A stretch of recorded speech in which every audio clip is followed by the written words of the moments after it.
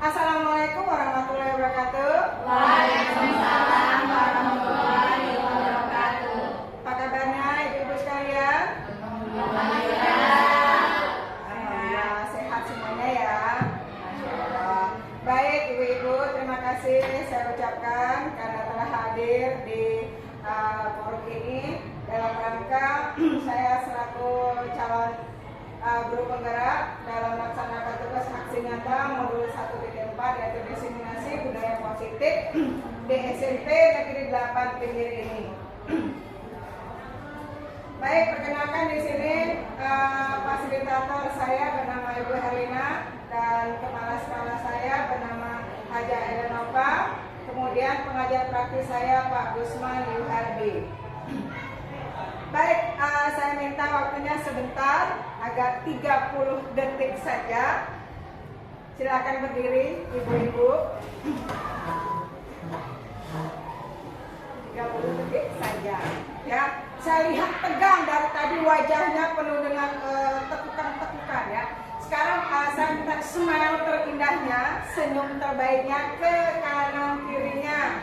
Ya, pasang-pasangannya mana? Oke, bolong-bolong. Ya, senyum terbaiknya.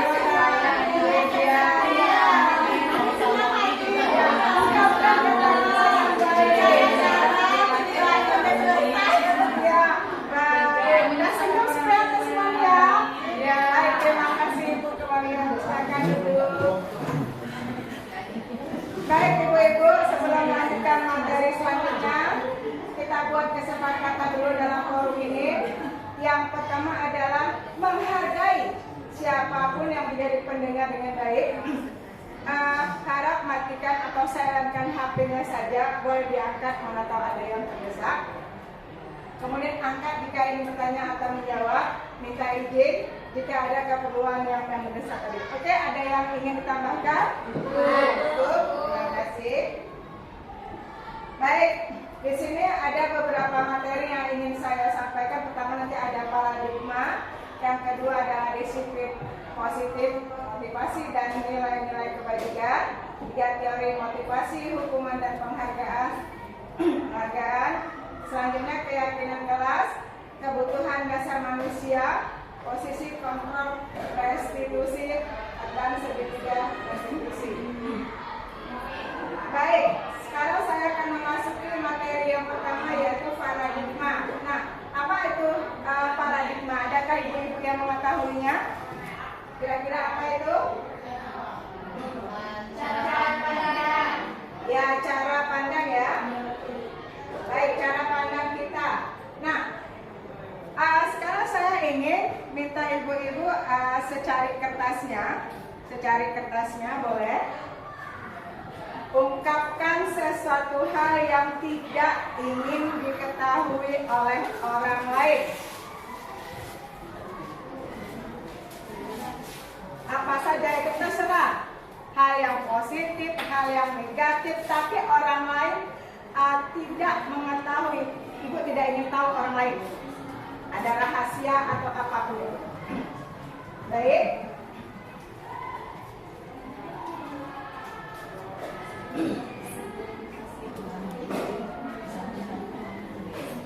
Ya, sudah. Sekarang diremas-remas kembali atau boleh dilipat-lipat. Kemudian teman yang di kanan atau kiri ibu suruh salah satu temannya, apakah dia merayu, membujuk, bahkan bisa saja dia memaksa. Boleh ditinju dengan perasaan. Tinju dengan perasaan ya? Iya. Bukan dengan kekerasan. Ya. Oke, silakan ibu. Bagaimana caranya agar kepala tangannya ini terbuka? Ya. Boleh dipaksa. Ayo. Berhasil. Oke. Hasil. Ada yang berhasil?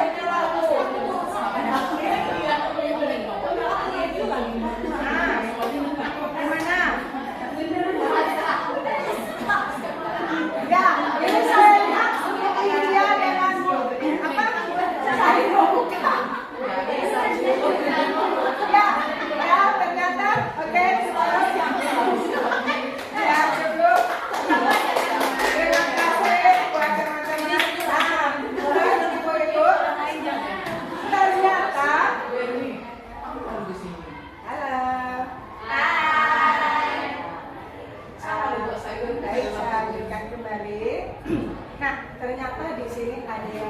berhasil dan ada yang tidak.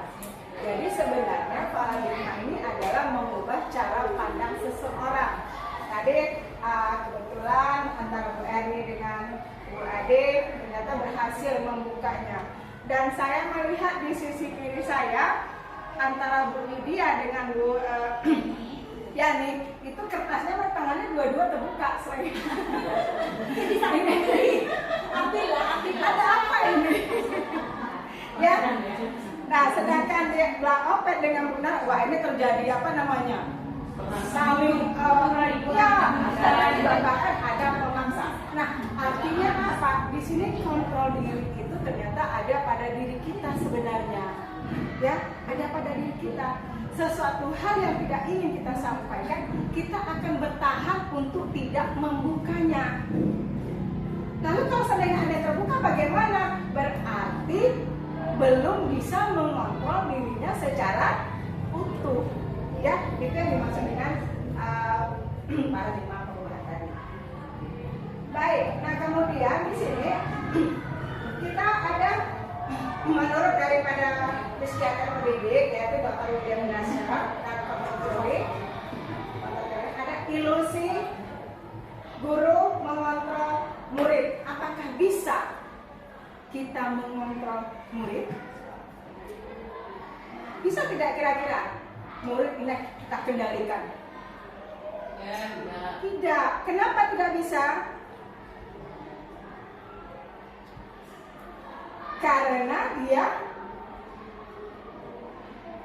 Karena si murid ini kan bertahan ya, sama dengan ibu tadi, tidak bisa mengendalikan tidak mau membuka rahasia. Nah, ini adalah ilusi guru mengontrol murid tadi. Nah, jadi murid ini bisa memilih saya ingin membuka atau tidak. Itu salah satu. Yang kedua adalah ilusi bahwa penguatan positif, efektif dan bermanfaat. Dalam sini penguatan positif atau bujukan adalah bentuk-bentuk kontrol, di mana dalam jangka waktu tertentu murid tersebut akan menyadari dan mencoba untuk menolak bujukan tersebut, ya. Nah, atau bisa menjadi tergantung pada sang guru untuk berusaha. Jadi ada kata ketergantungan. Oh iya, karena kita dikontrol oleh guru, oh iya itu begini, ya, itu salah satunya. Yang selanjutnya adalah ilusi bahwa kritik dan membuat orang merasa bersalah dapat menguatkan karakter. Artinya apa? Bahwasanya mengkritik rasa bersalah. Kira-kira siapa yang bisa maksud daripada mengkritik membuat orang bersalah dapat menguatkan karakter?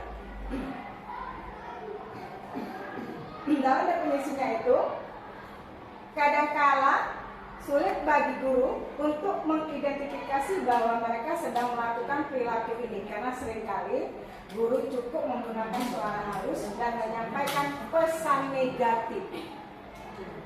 Ya, dia katanya kritikan itu biasanya baik atau buruk? Baik atau buruk? Kritik Ada yang baik, ada yang tidak. ada yang baik, ada yang tidak. Tapi biasanya sifat mengkritik ini adalah yang baik untuk merubah. Tetapi ilusi kita selalu yang sering mengatakan untuk memaksa. Oh, anak ini harus begini. Ya, hal ini sebenarnya tidak baik dilakukan. Yang selanjutnya, lihat tadi stimulus respon dari kontrol. Realitas kebutuhan kita sama, itu setara stimulus respon. Tetapi pada teori kontrol, realitas kebutuhan kita berbeda. Ya, semua orang tidak akan sama kebutuhannya, selalu berbeda-beda. Sekalipun dia kembar, itu tidak akan pernah sama. Yang selanjutnya, semua orang melihat hal yang sama. Kita sama melihat ini satu sisi. Oh ya, Bu Opet itu orangnya disiplin, suaranya kuat. Kita bisa percaya dengan itu? Tapi dalam teori kontrol kita berusaha memahami pandangan orang lain tentang dunianya. Berbeda, tidak sama, walaupun kita memandang pada satu sisi. Kemudian perilaku buruk dilihat sebagai suatu kesalahan. Perilaku buruk ini sering kita menyalahkan anak dalam teori stimulus respon. Salah satu contohnya apa kira-kira ya? Perilaku buruk. Datang terlambat itu buruk nggak? Buruk. Ya buruk, perilaku buruk. Tapi apa yang seharusnya dilakukan? Semua perilaku memiliki tujuan teori kontrolnya. Nah, sebelumnya itu kita harus mempunyai. Kenapa sampai anak itu terlambat? Anak yang tidak mengerjakan PR. Kita selalu mengatakan, kamu kenapa nggak mengerjakan PR? Mungkin anak ini punya tujuan tersendiri. Kenapa dia sampai tidak mengerjakan PR? Oh ya Bu, saya mengerjakan PR, tapi bukunya tidak ada. Setelah saya pinjam Bu, malamnya tempat kami lampunya mati, hanya dibatasi. Ya. Selanjutnya adalah orang lain bisa mengontrol saya dalam stimulus respon. Ini tadi kalau orang berhasil membuka, berarti orang itu mampu mengendalikan orang lain. Tapi dalam teori kontrolnya bagaimana? Hanya kita yang bisa mengontrol diri kita sendiri. Orang lain itu tidak bisa. Bagaimana jika itu terjadi? Nah, berarti ada kesepakatan dalam hatinya untuk membuka. Dengan cara apa? Dengan rayuan, dengan bujukan, bahkan bisa dengan unsur pemaksaan tadi. Ya, baik. Kemudian saya bisa mengontrol orang lain. Kata kita bisa mengontrol orang lain. Itu secara stimulus respon. Tetapi pada stimulus teori itu tidak bisa kita mengontrol orang lain. Kemudian pemaksaan ada pada saat bujukan gagalnya tadi. Contohnya tadi ya, paksa, cepatlah, buka rahasianya. Tidak bisa. Tetapi dalam teori harus ada kolaborasi, kerjasama. Kolaborasi yang bagaimana? Ya, itu sudah disepakati. Kemudian model berpikir menang kalah. Ini biasa setiap ada pertandingan ya. Pertandingan didaftarkan namanya, kemudian ayo nak, semangat, kita memberikan semangat. Jangan takut kalah. Kita harus menang, benar. Tapi karena ada kalimat kalah tadi, oh iya kata ibu kan nggak usah takut kalah. Ya udah main aja kita. Sekedar main saja, ya giring bola atau semai sana semai sini, belajar ini, yang penting berusaha dulu, kalahnya tuh nanti, menangnya nanti gitu. Tapi dalam teori kontrol itu adalah model berpikir menang dan menang. Ayo nak, kita harus menang. Apapun yang terjadi kita menang. Walaupun kita mungkin namanya persaingan itu banyak gitu. Tapi kita berikan motivasinya menang, dan menang. Ya, tuh. Selanjutnya makna disiplin di sini. Ya, ketika mendengar kata disiplin, apa yang terbayang di benak ibu-ibu sekalian? Apa yang terlintas dalam pikiran ibu? Kira-kira apa? Taat, oke, aturan, lagi?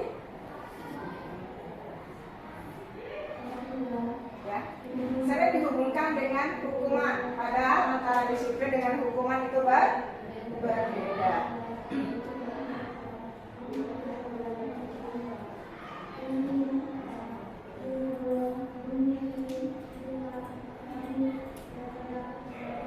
Oke, nah ini akan saya lanjutkan kembali. Ini dia nilai positif dan nilai kebajikan.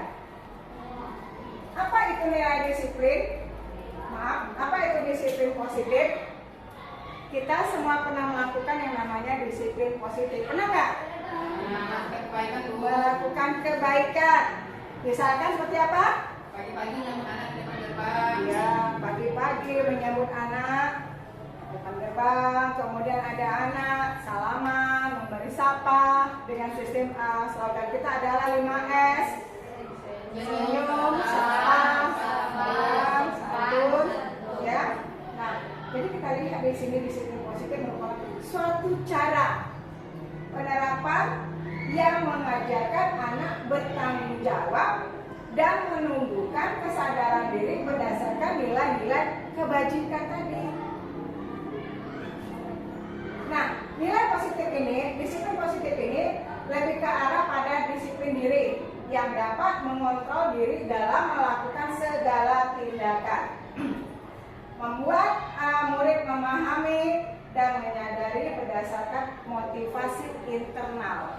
Jadi motivasi ini nanti ada dua, ada internal dan ada eksternal. Nah, berdasarkan bukan akibat paksaan, ujian ataupun hukuman. Nah, di mana nilai-nilai kebajikannya? Apa saja nilai kebajikannya itu? Ada nilai kebajikan keadilan. Maksud yang adil ini yang bagaimana? Seperti apa?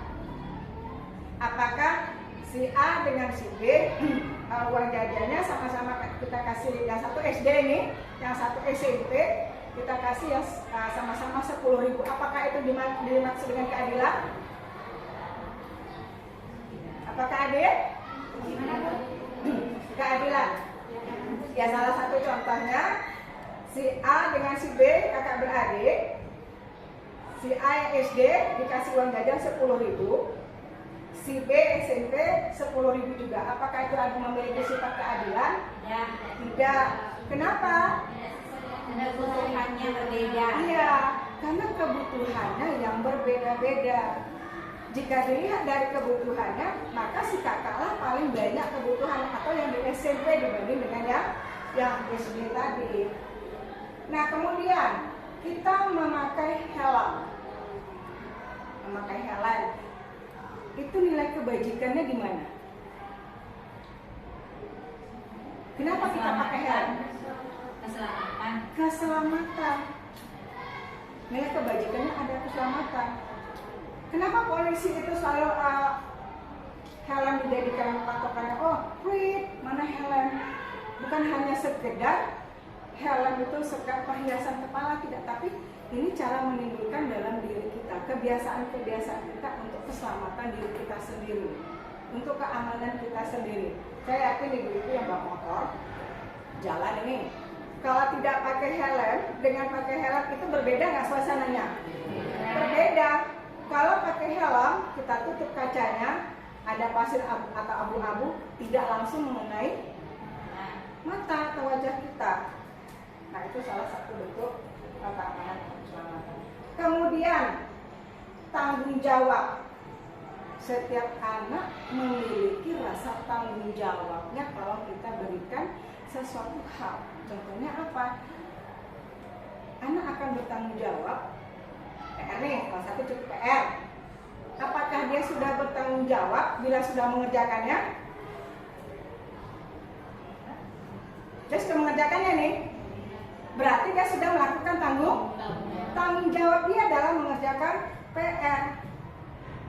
Tapi ada anak yang tidak mengerjakan PR di rumah. Nah, dia mencontoh dengan temannya. Kira-kira dia melakukan tanggung jawab tidak? Tidak.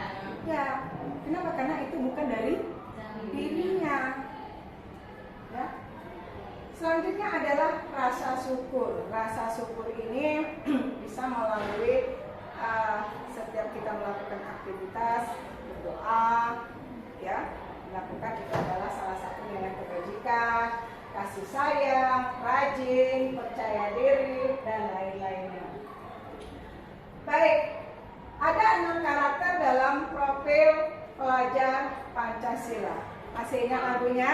Masih. Oke, kita bisa nyanyikan bersama-sama? Bisa. Oke, yuk kita nyanyikan bersama-sama. 1, 2, 3. Pelajar Pancasila beriman dan bertakwa pada Tuhan Yang Esa dan berakhlak mulia, berkebinekaan global, gotong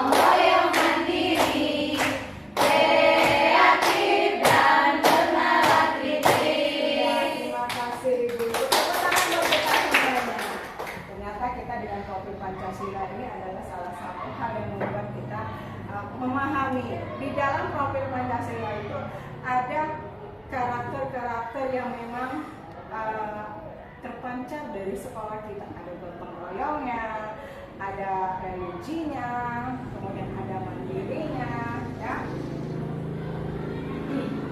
Oke, sampai di sini ada yang ditanyakan? Saya akan lanjutkan kepada teori motivasi, hukuman, dan penghargaan. Apa itu teori motivasi? Teori motivasi itu adalah sesuatu hal yang membuat kita melakukan untuk yang terbaik. Teori motivasi ini ada dua. Ada unsur daripada ekstrinsik dan ada dari intrinsik. Nah, kalau X ini artinya apa? Dari luar. Kalau yang intrinsik dari dalam. Nah, tidak, motivasi ada intrinsik adalah motivasi muncul dari dalam diri seseorang, sedangkan ekstrinsik adalah motivasi muncul dari luar diri seseorang. Nah, ini ada 3 motivasi perilaku manusia. Yang pertama adalah untuk menghindari ketidaknyamanan atau hukuman. Saya yakin semuanya di sini itu tidak akan mau dihukum. Ya, kita hindari motivasi ini. Oh ya, saya datang terlambat. Kalau dihukum kira-kira nyaman nggak anak? Tidak mau nggak ibu-ibu kalau dihukum? Hukuman ini kadang-kadang ada yang psikis dan ada yang verbal. Yang paling nggak enak itu adalah bahasa verbal. Ya, bahasa verbal artinya fisik tidak tersakiti tapi hati kita. Ya, pernah ibu merasakan sakitnya tuh di sini? Pernah nggak? Hah? Kan ada tuh sakitnya tuh di sini. Apa misalkan gini? Kita datang udah tepat waktu nih. Ada tim pengintai. Dan waktu jam berapa nih? Ada hanya 2 menit terlambatnya. Langsunglah keluar kata-kata. Lihat benar Pak terlambat siapa saja kelihatan. Dari apa? Dari buktinya ini. Tidak ada yang ada. Jadi sebenarnya pemantau ini pemantau untuk maling atau untuk kita? Ya itu bisa kita lihat. Nah, jadi ini kita menghindari menghindari ketidaknyamanan atau hukuman. Kemudian untuk mendapatkan imbalan atau penghargaan dari orang lain.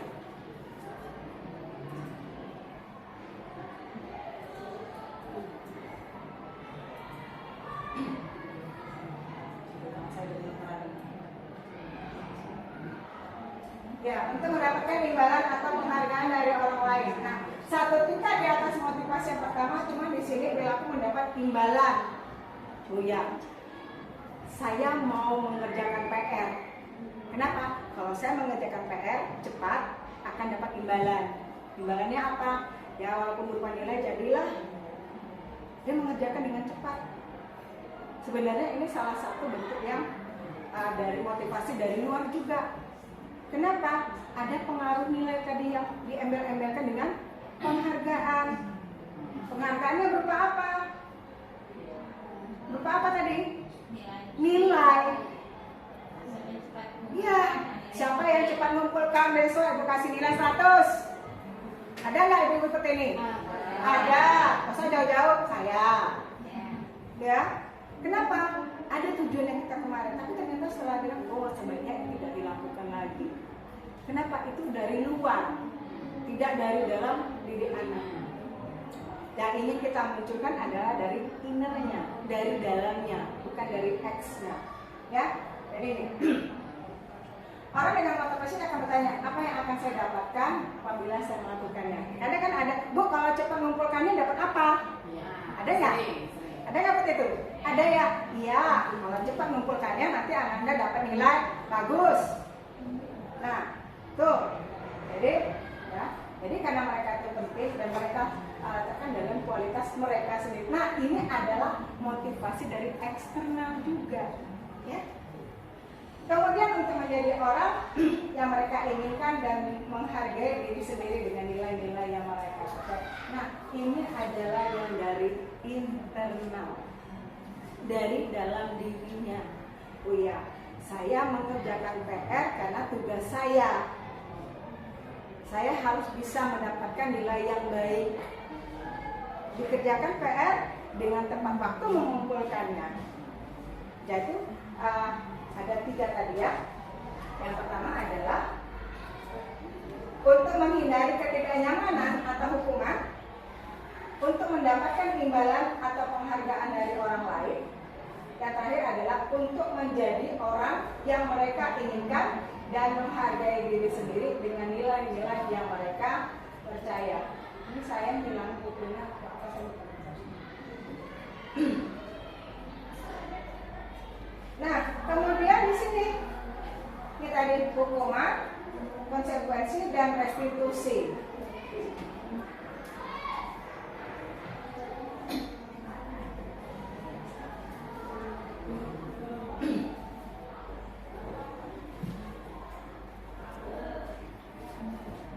Apa yang dimaksud dengan hukuman? Ibu-ibu ada yang tahu nggak hukuman? Peringatan. Ya, peringatan. Oke, apa lagi? Hah? Sanksi. Terus? Sesuatu yang menyakitkan. Sesuatu yang menyakitkan. Pernah ibu dihukum? Pernah. Pernah ibu menghukum? Pernah. Saya juga pernah merasakan itu. Ya. Yang mananya, Bu? Ya. Yang mana yang dihukum?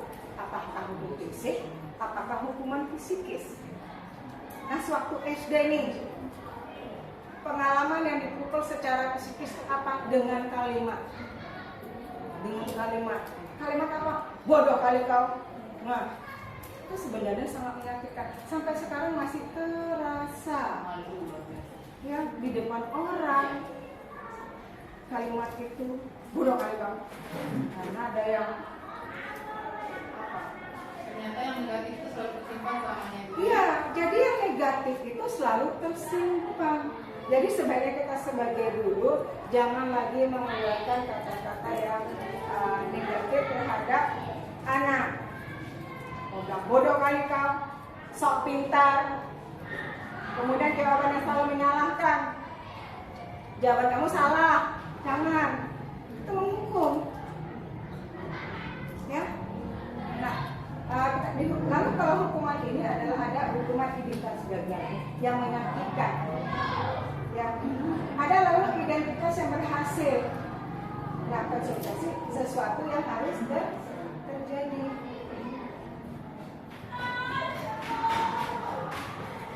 Mungkin ada pengalaman lain yang ibu-ibu yang sebagai hukuman atau penghukum, ini beda deh.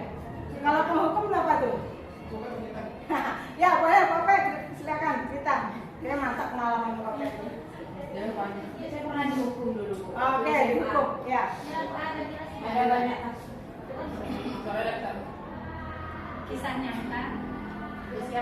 Ya, Kisah nyata. Ada dihukum. Ini, Ya. waktu SMA. SMA, oke. Saya ulang lagi, saya membandel. Sering dibully ya, Bapak? Dibully nggak, saya membuli orang. Oh, Tapi di saat ini saya oke ya. itu dia. Karma ini. Waktu SMA saya baju Senin, Selasa itu putih abu-abu, Rabu Kamis itu ungu, SMA 1 dulu. Nah, tapi saya punya baju Senin, Selasa sama Rabu Kamis itu dua-dua. Yang satu berseleting, yang satu pakai buah. Dua-dua pasangnya. Dan roknya cukup pendek.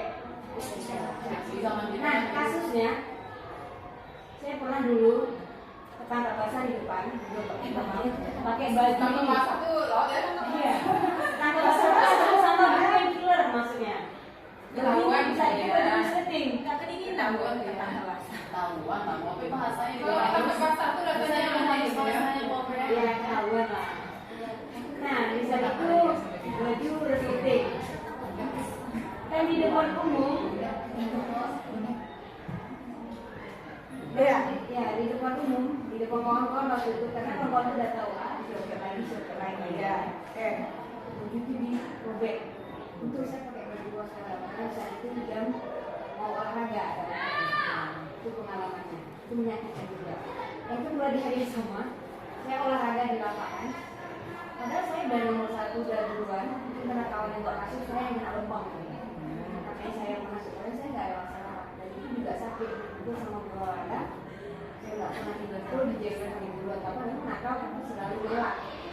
Itu sangat berkesan sampai sekarang. Sangat menyakitkan tadi. Jadi sama menyakitkan. Jadi selama Bobi jadi guru kenapa? Iya, jadi sekarang Refleksi diri belum ya? ya. Ya, Ya, dari itu ya. Baik. Nah, jadi kita kalau yang namanya dihukum itu sangat menyakitkan. Nah, sekarang gimana? Kita harus merefleksi kembali. Karena sekarang kita ini sebagai guru, jangan sampai hal yang menyakitkan tersebut terjadi pada anak kita. Yang pernah kita Ya, lalui jangan sampai saya pernah mengalami yang dibilang bodoh. Jadi saya tidak akan pernah mengatakan anak itu bodoh. Ya, jangan katakan. Kenapa? Itu tadi sakitnya tuh di sini. Sampai sekarang kita masih teringat bagaimana ekspresi ibu itu mengatakan kita bodoh. Saya yakin bisa. Saat kalimat saya, oh bodoh kali ini, nggak bisa ngerjakan ini. Saya lihat bagaimana ekspresi ibu tuh sampai duduk gini, bodoh kali lirikan matanya tuh seperti apa. Iya, terbayang terus ekspresinya. Jadi kita harus refleksi kembali bahwasanya jangan sampai terjadi. Ya, baik. Ini ada sebuah apa namanya antara hubungan dan keadaan tadi.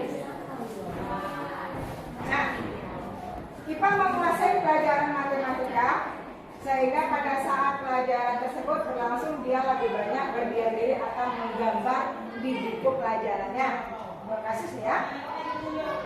Kemudian pada saat guru matematikanya Pak Seno menanyakan pertanyaan, IPA menjadi gugup. Kan pelajaran IPA nih.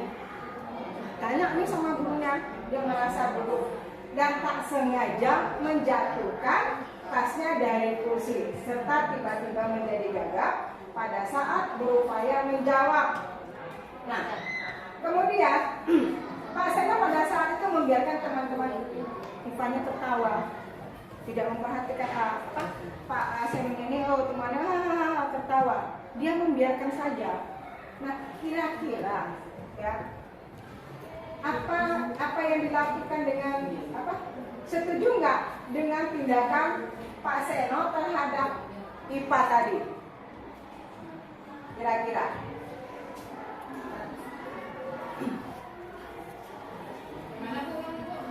Ya, bisa gini. Dalam pelajaran mereka belajar nih. Nah, tapi si IPA-nya ini, Eva nama si anak. Eva nama si anak, ya Eva nama si anak menulis di buku yang lain, tidak mendengarkan pelajaran apa tadi matematika ya. Nah, kemudian tiba-tiba Pak Senonya tanya dengan pertanyaan soal yang telah disiapkan. Guguplah si Eva dan tanpa sengaja dia menumpahkan tas atau air di apa tadi tuh? Tasnya dari kursi. Karena gagap dia menjawab, seluruh temannya tertawa. Dan Pak Senonya membiarkan dia ditertawakan oleh teman-temannya. Nah, lalu bahkan maju ke depan sambil menunjuk hidungnya karena tidak menjawab pertanyaan Pak Seno. Setelah itu jadi ribut. Nah, kira-kira ya, kalian berdiri ya, kami memegang ujung hidungnya di depan. Kira-kira apakah setuju dengan tindakan Pak Seno tersebut? Tidak. Ya, silakan Bu Yani. Ya, boleh. Kalau menurut saya sih saya sama sekali tidak setuju. Sama sekali tidak setuju. Oke. Karena alasannya itu sama dengan menjadi atau mematahkan karakter anak. Karena saya kalau pribadi juga pernah seperti itu. Pada waktu saya sekolah dasar, dulu saya pernah tiba-tiba ditunjuk sama hal seperti ini. Saya tidak fokus memperhatikan guru sedang menerangkan pelajaran matematika khususnya. Jadi semenjak kejadian itu sampai saat sekarang ini saya kurang suka pelajaran matematika. Jadi mental saya kena di situ. Makanya jadi itu sama sekali tidak boleh. Tidak boleh ya.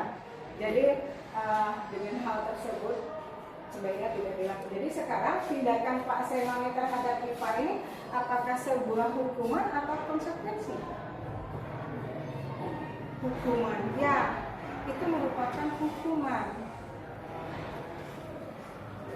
Ya, jadi apa yang dilakukan dari Pak Seno terhadap Iva ini tidak baik. Apa yang seharusnya dilakukan? Apa yang seharusnya dilakukan? Kira-kira apa? Kira-kira seandainya itu terjadi kita sebagai guru dengan situasi anak ribut, tidak mendengarkan pada saat dia duduk, sebaiknya apa yang kita lakukan? Dulu biar anak seperti lagi. Iya. Kita membangkitkan suasana. Kita membangkitkan suasana supaya anak ini fokus. Atau bisa kita tanya, kenapa? Apa yang dicolok ini, Nak? Nah, anak akan menjawab. Ada nggak memperhatikan ini tadi pelajaran ini? Kalau seandainya tidak, ya mungkin ya udah tinggalkan catatan yang kamu coret-coret tadi. Sekarang perhatikan dulu ke depan ya, biar kita paham karena kita nanti ada latihan atau apa bentuknya. Nah, seperti itu. Jadi kita tidak langsung menghukum. Karena itu tadi lagi-lagi sebuah lagunya ternyata terngiang juga sakitnya tuh di sini. Ya, sakitnya tuh di sini.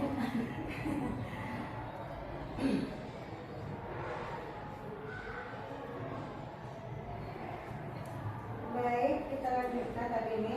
Nah, kalau yang identitas yang bersalah tadi itu adalah sesuatu yang harus terjadi, konsekuensi. Ya, sesuatu yang harus terjadi. Nah, sedangkan restitusi merupakan sebuah pilihan.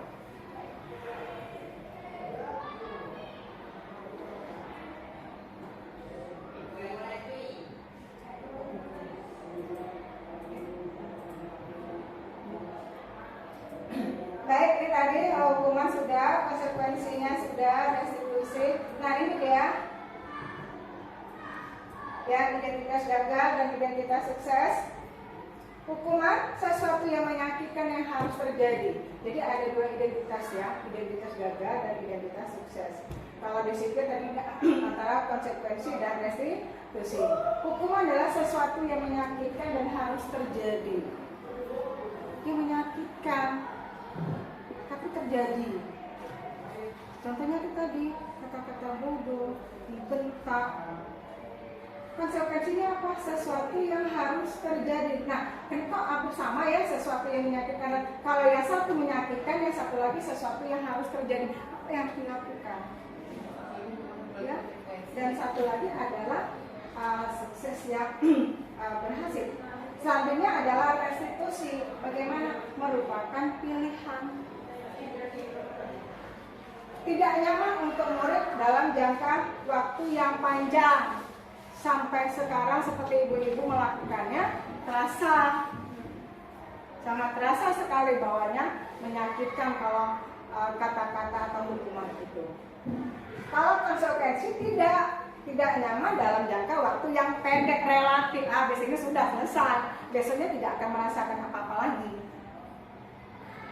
Nah, restitusi bagaimana? Menguatkan untuk murid dalam jangka waktu yang panjang. Artinya kita mengingatkan. Kita bertanya kepada anak, sebaiknya gini ya Nak. Jadi anak tidak merasa tersakiti, tidak merasa terhukum. Ya baik. Selanjutnya adalah identitas gagal. Korban mendapatkan keadilan. Dia merasa tidak diadilkan. Teman-temannya menertawakan. Tega ya Bapak aku menertawakan. Teman-teman tertawakan, saya dibiarin aja. Seharusnya apa dilakukan pada saat dia ditertawakan? Jika di awalnya mengatakan adanya kolaborasi, adanya komunikasi tadi tidak akan terjadi. Jadi dalam konsekuensinya apa? Korban diabaikan, dibiarkan. Nah yang benar restitusinya apa? Korban mendapatkan ganti. Oh ya bayar ya, nanti jangan diulangi kembali hal yang ini. Jadi anak pun tidak tersakiti dengan bahasa kita. Ini tadi murid yang akan tersakiti, ya jelas murid sudah tersakiti, kemudian konsekuensinya tidak nyaman, Restitusinya apa? Murid akan mendapatkan penguatan jika dilakukan dengan sesuatu hal yang benar.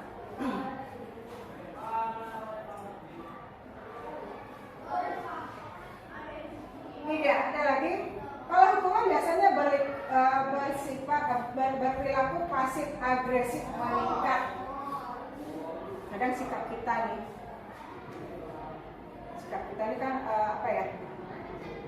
Mungkin moodnya lagi nggak baik, marahin anak itu sesuka hati, bahasanya itu kamu nih, nah kan enak aja ngomong, tapi kita sadari dulu. Tapi mulai dari sini kita tidak boleh lagi. Konsekuensinya apa? Penguatan hanya bertahan dalam jangka waktu pendek. Dengan adanya restitusi juga masalah terpecahkan. Jika dibicarakan baik-baik, semuanya akan terpecahkan, ya. Kemudian sistem tidak akan berjalan bila murid tidak takut. Kalau murid tidak takut, kan dihukum nih. Alah, bisa bakal dihukum lagi. Dia akan takut. Kalau kita menghukumnya, tapi kalau konsekuensinya apa? Ada monitoring. Kita sampaikan sebagai gini ya. Restitusinya apa? Murid belajar bertanggung jawab. Datang terlambat, nggak sayang? Apa? Kita ingatkan. Nah, sebaiknya apa yang dilakukan besok? Ya Bu, tidak terlambat lagi. Oke, ditunggu ya. Tahap itu, ya.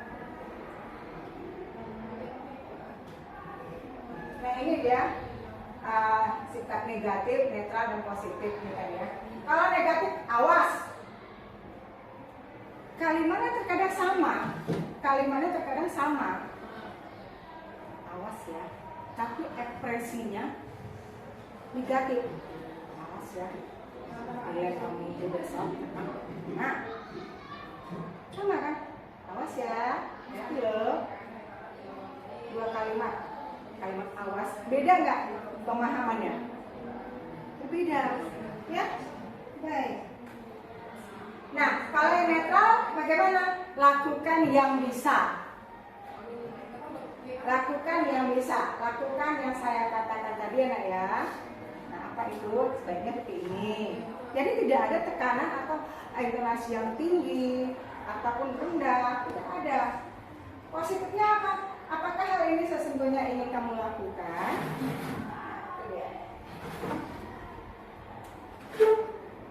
Ya, jadi semuanya ada konsep diri buruk ya pada posisi negatifnya, yang netralnya adalah konsep diri yang baik, sedangkan positifnya adalah konsep yang kuat. Nah, yang selanjutnya adalah posisi kontrol seorang guru. Ya, ini penghukum, pembuat merasa bersalah, teman, pemantau, dan manajer. Oke, ya.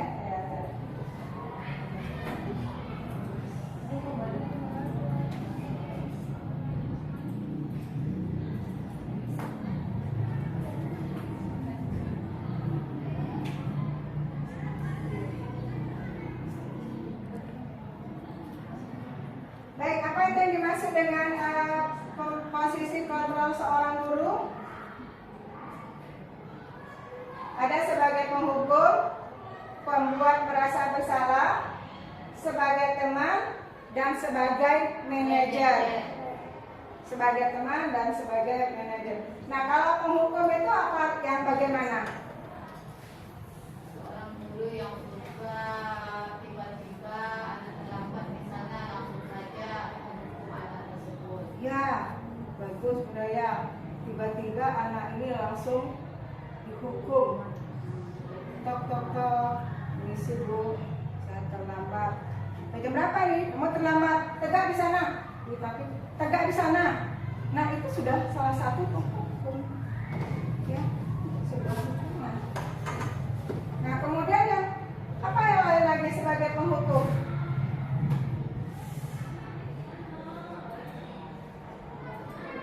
Apa lagi ya sebagai penghukumnya?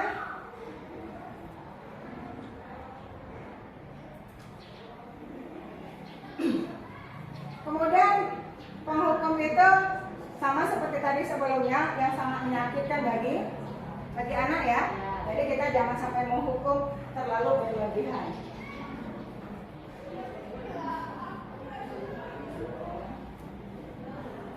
Ini dia tiga posisi kontrol tadi ya.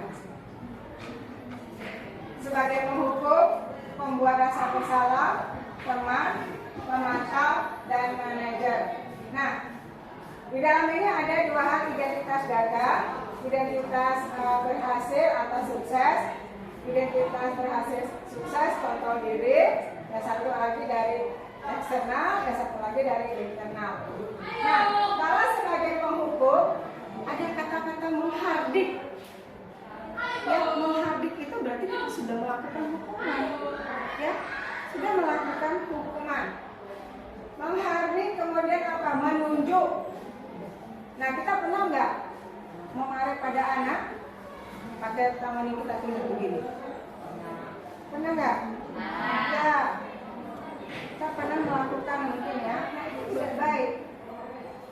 Nah, kalau yang pembuat rasa bersalah, guru sebagai guru yang berbuat apa?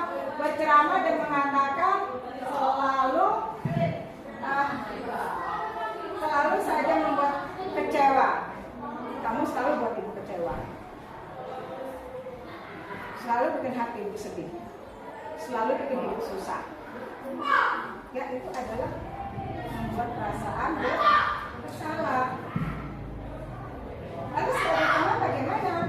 Ya, membuat alasan-alasan untuk muridnya. Biasanya nih, karena kita terlalu dekat nih, ya sama anak-anak. Kadang pun anak-anak sampai etikanya lupa bahwasanya ini adalah murid, ini adalah guru. Kadang ketemu nih di jalan, Bu, halo, ya. Nah, kalau di zaman saya dulu kalau ketemu guru, wah, lihat nih, ada guru nih, nunggu lewat dulu guru. Kalau sekarang bagaimana? Enggak, dengan santai, ya Bu, apa kabar? Halo bos, halo bro. Bahasanya ya sebagai teman. Nah, ini berefek apa? Nanti kita bisa jadi si malakama. Ingin melakukan sesuatu, aduh gimana ya? Aku udah deg-degan sama dia. Mau ngasih nilai berapa dia? Tugasnya minim. Tapi karena sebagai teman tadi nih, ya, kemudian sebagai pemantau di sini adalah menghitung dan mengukur, ya, dan mengukur aturan-aturan. Oh ya, bertanya aturannya kan tahu kan, aturannya apa, ini. Nah, itu kalau sebagai pemantau. Nah, yang manajer apa? Mengajukan pertanyaan. Kenapa terlambatnya? Apa sebabnya? Nah, itu kalau guru yang berbuat dari keimanan. Lalu ada ya kalau dari segi guru apa? Kalau kamu tidak melakukan tugas, awas ya. Itu salah satu contoh bentuk penghukum. Awas ya. Lalu kalau yang masa berbuat salah tadi bagaimana? Kamu seharusnya sudah tahu ibu susah sekali mengatakan ibu stres. Itu kadang gara-gara kamu stres kali ibu mikirkannya, nilai kamu nggak dikumpul-kumpulkan. Itu udah enak. Saya udah stres. Kalimat yang itu sebagai teman apa? Ayolah, lakukanlah sesuatu buat ibu. Cobalah pahami. Kalau pemantau apa? Apa peraturannya? Apa yang terjadi? Dari segi manajernya mana? Apa yang kita yakini? Apa yang membuat bisa kamu lakukan untuk memperbaiki masalah ini? Kita kan punya masalah. Kalau dia terlambat, bagaimana caranya supaya kamu tidak datang terlambat lagi? Nah, kemudian hasilnya apa? Kalau dari segi penghukum, anak yakin akan memberontak di belakang, ngomel-ngomel dia. Kan terlambat ibu, kalau nggak tahu tadi dia jalan becek, mau jatuh, dukung pula ini. Karena tanya-tanya dulu, nggak mau cuma alasan orang.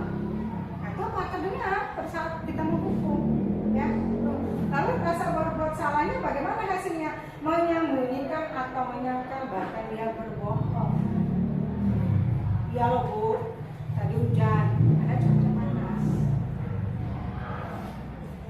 Kalau sebagai teman apa? Ya ini ketergantungan daripada teman itu sendiri. Bagaimana cara menanggapinya?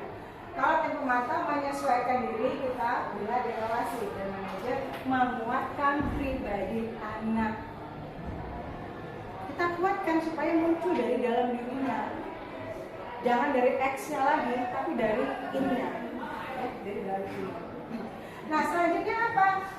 Kaitannya dengan dunia pendidikan. Ya ini otomatis ada kalimat-kalimat kaitannya hukum, masalah, 5 kontrol posisinya ada kaitannya dengan dunia pendidikan. Ya. Nah, kenapa murid melakukan guru di luar dunia yang berkualitas? Kita tidak dianggap berkualitas. Kenapa? Karena selalu menghukum terus. Jadi di luar sana, kamu kenapa? Iya, ibu tuh hukum, nggak jelas. Kenapa? Karena itu tadi kita tak bertanya. Kita dianggap tidak jelas. Yang selanjutnya adalah murid mencari guru di dalam dunia yang berkualitas. Oh ya, itu tadi begini loh. Kita dalam dunia itu ternyata kita berkualitas. Yang selanjutnya adalah dalam posisi teman, murid meletakkan guru sebagai orang yang sangat penting di dunianya yang berkualitas karena dia menganggap teman sama dengan teman ini. Jadi kualitasnya selevel teman aja. Tidak ada antara seorang guru dengan murid tadi, tidak ada batasannya. Kemudian meletakkan guru aturan dan hukum di dunia yang berkualitas. Jadi dalam pemantauan ini aturan-aturan yang berkualitas tadi. Dan manajernya adalah murid meletakkan dirinya sebagai individu yang positif dalam dunia yang berkualitas. Jadi ini lagi dari dalam dirinya memunculkan ada kesadaran diri kita sebagai manajer. Jadi dari kesemua 4 ini, yang baik itu adalah memang dari 5 ya, itu adalah yang sebagai manajer. Apakah kita pernah melakukannya sebagai manajer? Ada pernah melakukannya sebetulnya? Ya mungkin sudah pernah, walaupun belum sempurna, tapi tanpa kita sadari kita pernah melakukan hal tersebut.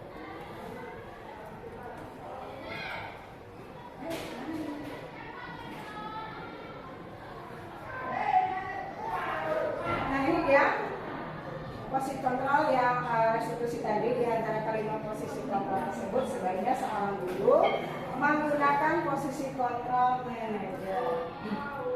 Ya, kenapa? Karena dapat membuat sesuatu bersama murid, mempersilahkan murid untuk bertanggung jawab, mendukung murid agar dapat menemukan solusinya. Selain itu mengacu pada restitusi yang dapat menjadikan murid sebagai manajer bagi dirinya sendiri sehingga dapat menciptakan identitas positif pada diri murid. Baik, sekarang kita masuk kepada segitiga restitusi.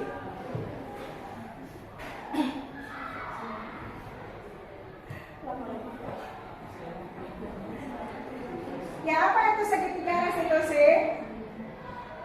Cara untuk membangkitkan, menggali kesalahan pada anak sehingga dia mengetahui solusi apa yang harus diambilnya dan ada keyakinan apa yang telah dilanggarnya. Kemudian di sana dia akan tahu nih dengan sendirinya. Ya, baik. Tapi sebelum ini ada materi yang dilewatkan sama saya, yaitu kesadaran akan kebutuhan.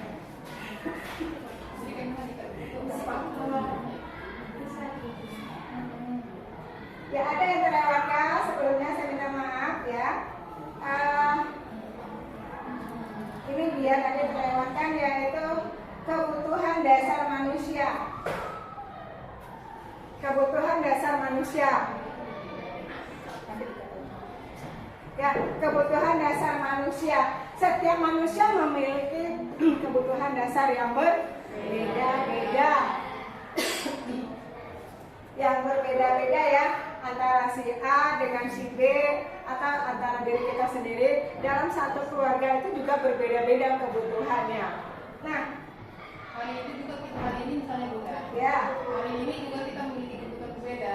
biarpun kita sama-sama, misalnya di pagi ini saya kebutuhan saya ingin diperhatikan, nanti Iya. siang saya butuhnya saya dicintai. Iya. Kita sendiri aja punya kebutuhan dan hari itu itulah kebutuhan kita bagi. Iya. Kita punya 5 kebutuhan. Jadi ada 5 kebutuhan apa saja? Iya, Ya, sayang, ada kasih sayang, ya, ada penguasaan, ada kebebasan, kemudian ada kesenangan.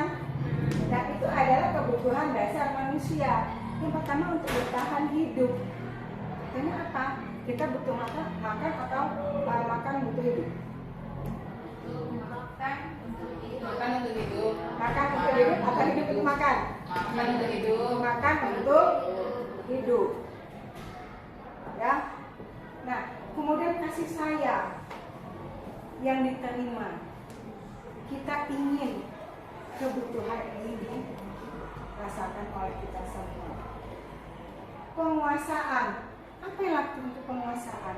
Seperti apa sih sebenarnya penguasaan itu? Kebebasan. Kebebasan bagaimana yang ingin kita rasakan?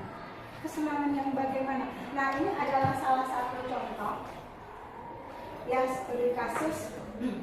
Nih, nanti bisa jadi kelima-limanya. Bisa dia bertahan hidup, bisa dia menjadi kasih sayang dan rasa diterima, penguasaan, kebebasan, dan kesenangan. Baik, nah di sini Ibu Jara kan 2 guru wali kelas 7 nih, Tuan Ibu Tambusai. Saya menghadapi sebuah kebingungan, menghadapi satu murid saya bernama Agung. Beberapa temannya mengeluh. Agung seringkali meminta bekal makan siang. Nah, bagaimana saya menghadapi situasi seperti ini? Apa yang akan saya lakukan? Dan apa alasan Agung melakukan itu? Nanti kita review satu-satu, ada 5 item. Menurut versi Ibu itu seperti apa? Kira-kira ada 5 tadi ya? Ya, kasusnya kan ini. Agung membuat ulah. Teman-temannya ini mengeluh. Bu, si Agung itu Bu kalau siang itu minta makanan kami loh. Selalu seperti itu. Nah, kira-kira nih kebutuhan apa dari 5 ini bisa nggak terpenuhi yang dengan kejadian ini? Bertahan hidup. Ya, bertahan hidup boleh. Ya, karena dia minta makan siang, kita lihat cek untuk bertahan hidup tadi. Nih, alasan Agung kenapa? Karena dia lapar. Orang tuanya tidak membawakannya bekal makan siang. Jadi kebutuhan dasarnya untuk makan tidak terpenuhi. Makanya di sini kebutuhan untuk bertahan hidup itu Supiko dilakukan oleh si Agung. Kenapa sampai hal itu terjadi?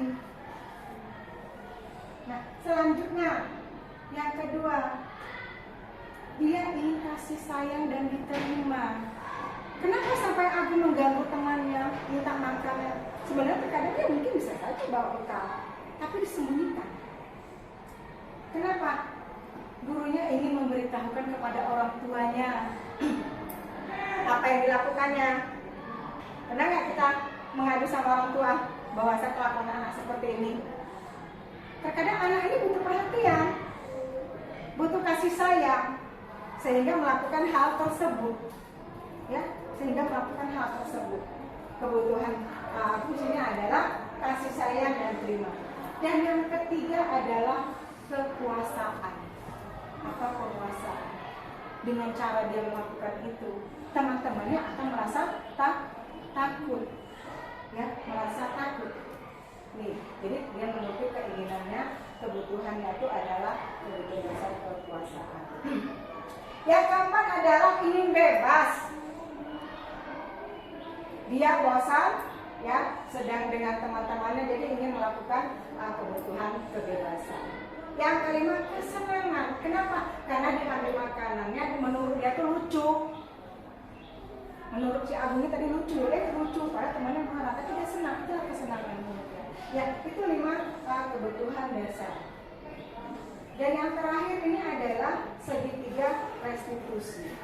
Namanya segitiga restitusi, berada saling berkaitan.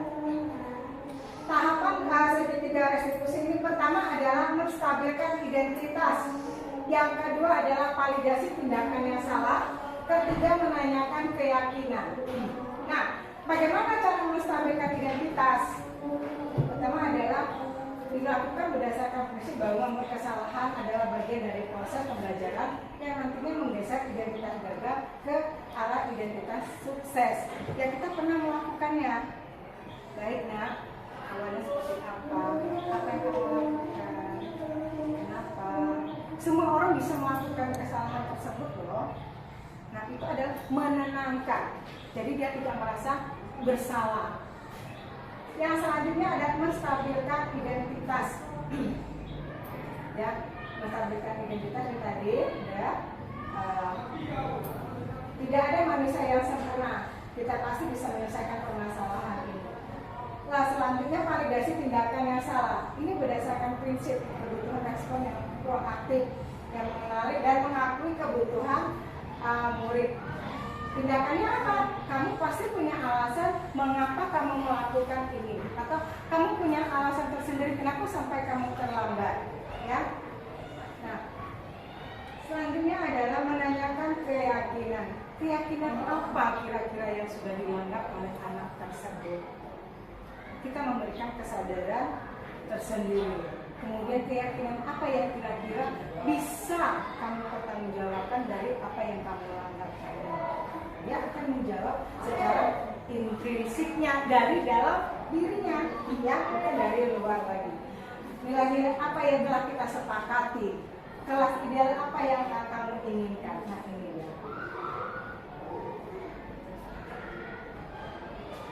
Baik, itu adalah materi tadi yang terakhir mengenai menanyakan keyakinan kelas. Semua item telah saya sampaikan, seperti yang mengenai paradigma, disiplin positif, motivasi perilaku manusia, kemudian kebutuhan dasar manusia, keyakinan sekolah, posisi kontrol restitusi, dan segitiga. Sampai di sini dulu penyampaian saya. Saya ucapkan terima kasih pada teman-teman yang sudah mendengarkan dengan baik. Salah benarnya, mohon maaf ketikanya. Assalamualaikum warahmatullahi wabarakatuh.